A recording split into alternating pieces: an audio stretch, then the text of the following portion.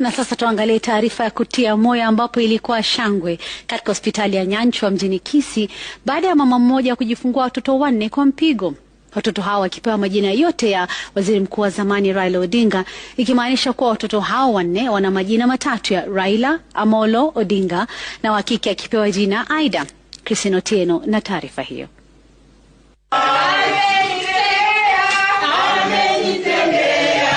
Ndivyo hali ilivyokuwa ndani ya hospitali ya Nyanchwa mjini Kisii Jumatatu asubuhi. Wahudumu wa afya wakisherehekea mmoja wao aliyejifungua watoto 4 kwa mpigo kupitia upasuaji.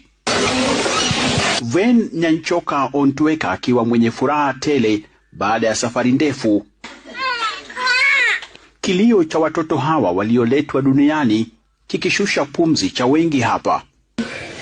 I didn't expect walikuwa 4, but after ultrasound tukapata walikuwa 3. So imekuwa 3 until wakati tulifanya operation, nilifanyiwa CS.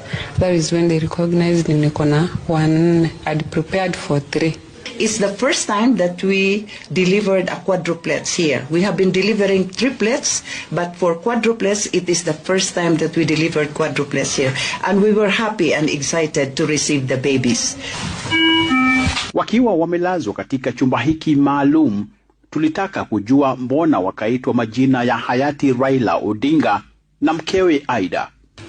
We were bit tense. And that is the time when we had just lost Raila. We were just mourning Raila, our hero. So I was like, Raila has come back with such a big swing. They came not 1, not 2, but 3. Raila, Amolo, and Odinga. And then there was this surprise baby, a baby girl, the tiniest.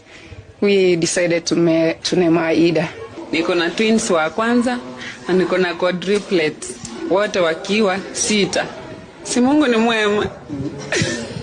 Anapoanza safari ya kulea watoto hawa, changamoto tele ingali na mkodolea macho, jinsi ya kuwatunza Raila, Amolo, Odinga na Aida. As a facility, we are considering a waiver of our bills. Anybody willing to come in and be able to assist her in whichever way to take care of the kids will be much appreciated. Crispin Otieno, runinga ya Citizen, Kisii.